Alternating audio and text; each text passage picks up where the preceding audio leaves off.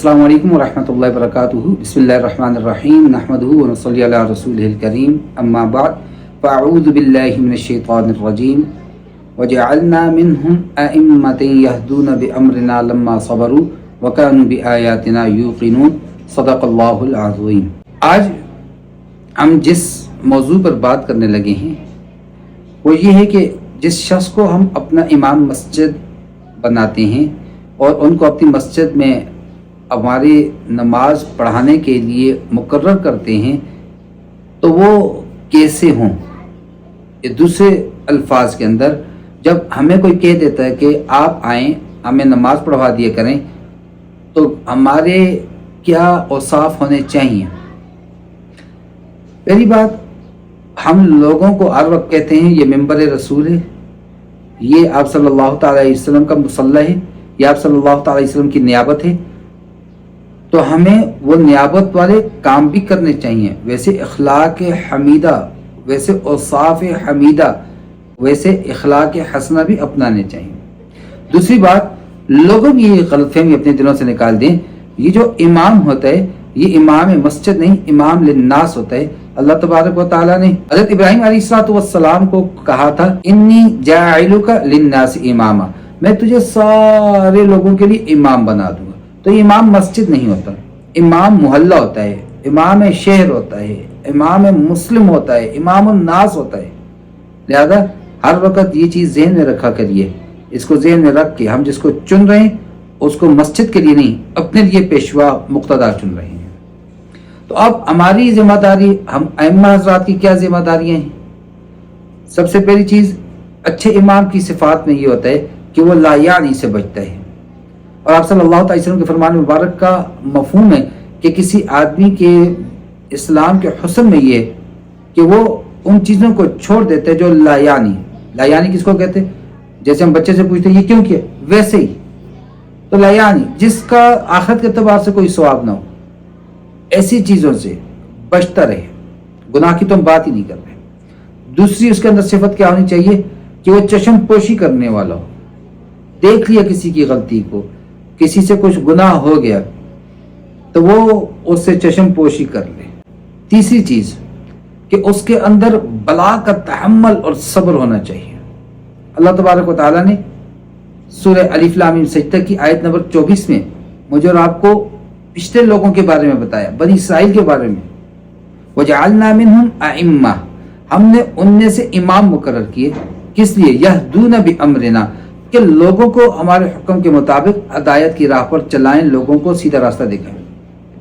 और लम्मा सबरू, और जब वो लोग इन पर तुश्रू हो जाएं, तुनखू हो जाएं, तकलीफें दें, मसाइब दें, इनको अजियत दें, सब्र करने वाले इमाम ऐसा हो कि जिसकी सोबत अच्छी हो।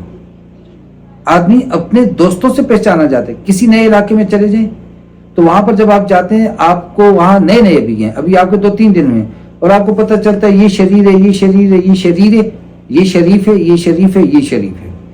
तो अब उन शरीरों के साथ जिनको आप बैठते हुए देखेंगे तो आपके ज़हन में उसके मुतालिक ये आएगा ये भी शरीर है, और जिनको शरीफों के साथ बैठता देखेंगे और उसको शरीफ ही तस्वर करेंगे। वैसे भी फारसी के अंदर कहते हैं सोबत सालिहा सालिह कुनन, कि नेक आदमी की सोबत नेक बनाती है और सोबत तालेरा ताले कुनन। और जो आदमी शरारती होता है, जो नेकोकार नहीं होता, तो उनकी सोबत भी आदमी को नेकोकार नहीं रहने देती। अच्छी सोहबत वाला हो, अच्छे लोगों के साथ उसका उठना बैठना हो, और उससे अगली सिफ्त कि वो मुक्तदियों की रियायत करने वाला हो। बाज़ मुक्तदी होते हैं, कुछ मिजाज के तेज होते हैं, कुछ हल्के होते हैं, कुछ ज़्यादा मजाक करने वाले होते हैं, कुछ ज़्यादा गुस्सा करने वाले होते हैं, कुछ हर बात पे नुक्ताचीनी करने वाले हों। तो उन मुक्तदियों की रियायत करने वाला हो, मेल जोल वाला हो, अपने आप को उनसे कट कर न रखा हुआ हो। एक नमाज, 2, 3, 4 नमाजों में मुसलसल देखे एक आदमी आ रहा है, चले गए, सलाम किया, मुसाफा किया, उनसे हाल अहवाल ले लिए, जी कहाँ से तशरीफ लाए, जी मेरा ये नाम है, मैं इस मस्जिद में हूँ, इस वक्त इतने अरसे से खिदमत कर रहा हूँ, वहाँ पर मेरी रिहाइश है। तो ये सारे अपना तारुफ पेश करें, फिर उनसे तारुफ ले ले। अपने आप को लोगों के साथ करीब रखे, फ्रेंडली, फ्रैंकली, ताकि लोग बेझिझक उसके पास आए, हर मामले में उससे मशवरा करें। हमारे एक दोस्त ने, मुझे उनकी एक बात बहुत अच्छी लगी। वो कहते हैं कि मैं गाड़ी लेने लगा, मैंने मौलवी साहब से मशवरा किया کہ میں گاڑی لوں یا نہ لوں.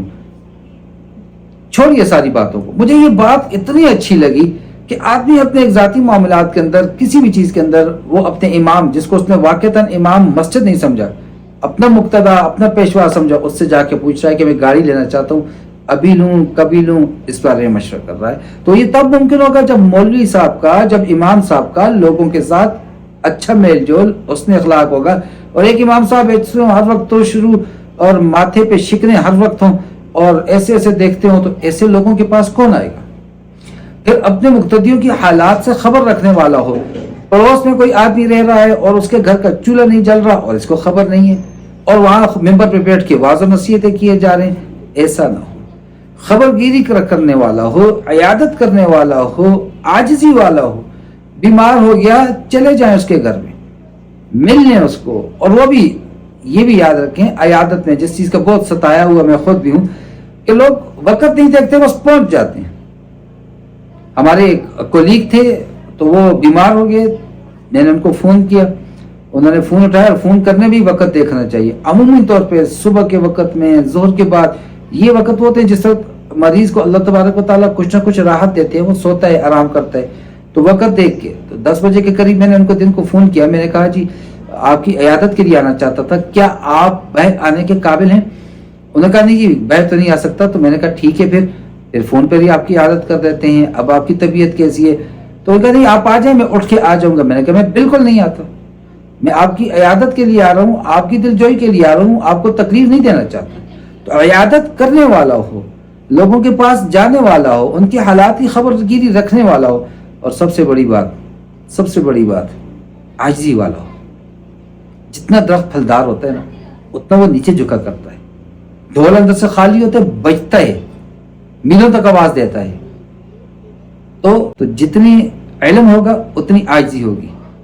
شاید نے کہا تھا نا، کہہ رہا ہے شور دریا سے سمندر کا سکوت، جس کا جتنا ظرف ہے اتنا وہ خاموش ہے. جتنی علمیت زیادہ ہوگی، جتنی روحانیت زیادہ ہوگی، اتنی عاجزی زیادہ ہونی چاہیے. اکڑنا تو شیطان کا کام ہے، علماء کا کام اکڑ نہیں ہے.